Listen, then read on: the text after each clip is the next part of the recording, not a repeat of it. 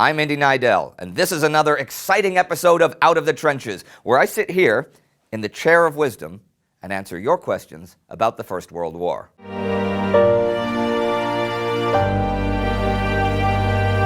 Sodium English from Reddit writes, knowing that Indy's favorite historical interest is baseball, how did the war impact the game?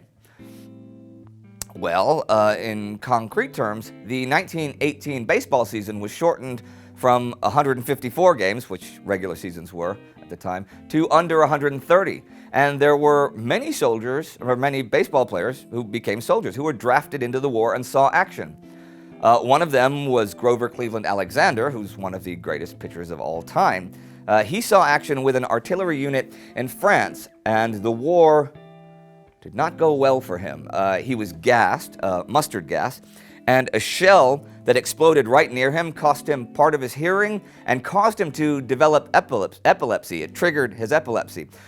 He suffered from shell shock after the war, and all of these problems, if they weren't enough, they worsened his alcoholism. And though he remained a good pitcher for, well, until 1930 when he retired, he was no longer the pitcher who threw a record 16 shutouts in 1916. Christy Mathewson, also one of the greatest pitchers of all time, who was a true American icon actually at the time, had retired in 1916, but he was accidentally gassed in a training exercise in 1918 and soon developed tuberculosis, which worsened and cost him his life in 1925 when he was only 45 years old. I could go on all day about that. Let's see. Ancient.war on Instagram asked, question for another Out of the Trenches. Were there any ideas of landing troops behind the line of enemy's trenches and attacking them from behind and or cutting them off, especially at the Western Front where the stalemate of Germany and France UK was going nowhere? Well, how would you land them? I mean, aircraft were not really advanced enough to do that, and certainly on the Western Front, you couldn't land on an enemy coast to do it. Germany couldn't send troops through the English Channel, and any British troop transports would have to deal with U-boats, mines, and of course the German heavy artillery on German shores that would blow them to pieces. It couldn't really be done, at least not on a scale that would matter. I mean, you could probably get a few men landed through, but you could not land like 800,000 men or 500,000 men behind enemy lines. Though there were plans afoot.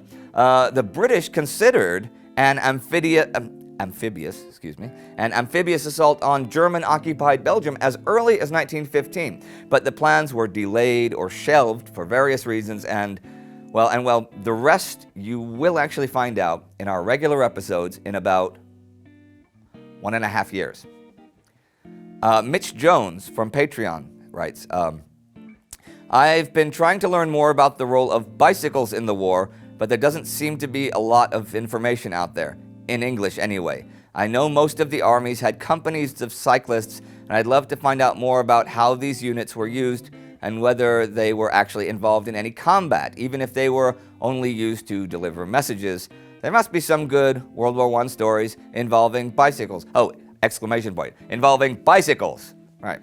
Well, since there were hundreds of thousands of bicycles used in the war, there must be thousands of bicycle stories. There were cycle units, regiments, and battalions, but once trench warfare took over, many of those men were reassigned to infantry units, because bicycles, trenches, you know. Cyclists were scouts, they worked with ambulances, they carried messages. Both Italian and German light infantry had bicycle units attached to them, but I do not know how many cycles were actually used in an actual battle. I imagine that there must be a book somewhere about this, but I've never read it or heard of it. So if any of you actually know, because this is very interesting, please let us know. And on that note, I will say goodbye for today. If you'd like to see how Austria-Hungary invaded Serbia at the speed of a bicycle, really, you can click here to see that episode, and check out our Facebook for all kinds of obscure World War I info. See you next time.